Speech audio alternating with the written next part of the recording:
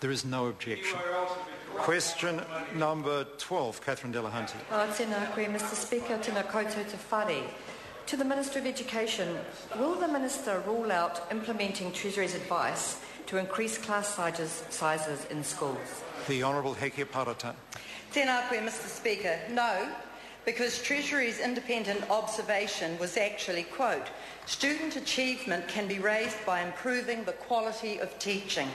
Increasing student-teacher ratios and consolidation of the schooling network can free up funding that could be used to support initiatives to enhance the quality of teaching, end of quote. Supplementary. Catherine Delahunty. Have any parents asked for an increase in class sizes? The Honourable Hekia Parata. Mr Speaker, not of me. Catherine Delahunty.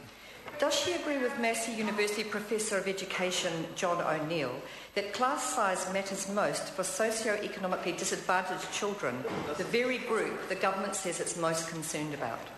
The Honourable Hekia Parata. Mr Speaker, I would refer him and the member to Professor John Hattie, who said we need to direct attention at higher quality teaching, exactly what we are considering. Catherine Delahunty. Supplementary. Will charter schools have a defined class size determined by the Ministry of Education? The Honourable Hekia Parata. Mr Speaker, we are awaiting on the establishment of a working group which will consider that and all other features.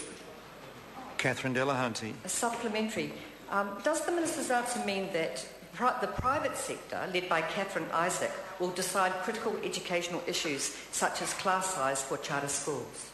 The Honourable Hekia Parata. Mr Speaker, my answer means exactly what it said, which is that a working group will canvass that range of features. And that brings to a supplementary question, Chris Hipkins. Thank you, Mr Speaker. Supplementary.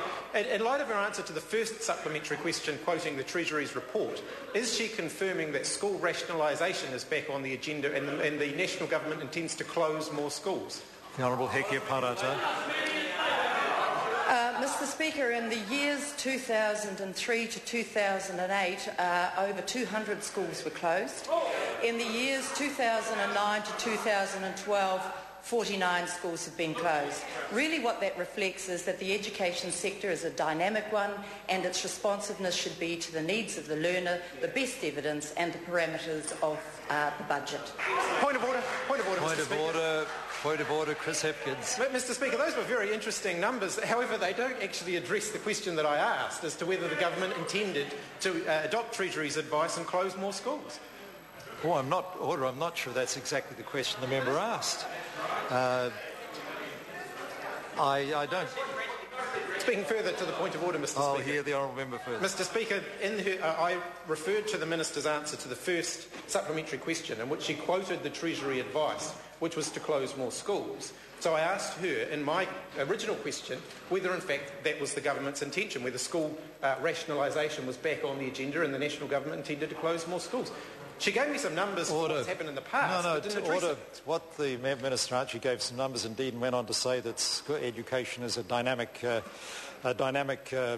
matter and that these things change. And while that may not have been exactly the answer the member wanted, I think it was a reasonable answer to the question because clearly closure of schools has not been ruled out. I don't believe, and the Minister pointed out that schools have closed during the last 12 years. Numbers of schools have closed, and she did not rule out that happening in the future. And while that may not have been exactly the answer the member wanted, I think it was an answer to the question.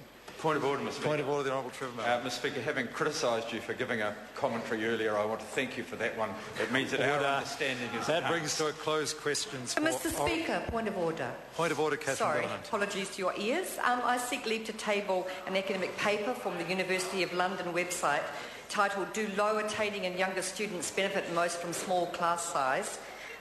by Blatchford, Bassett and Brown.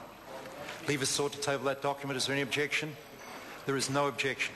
And that brings to a close questions for oral answer. I call on the adjourned debate on the motion for an address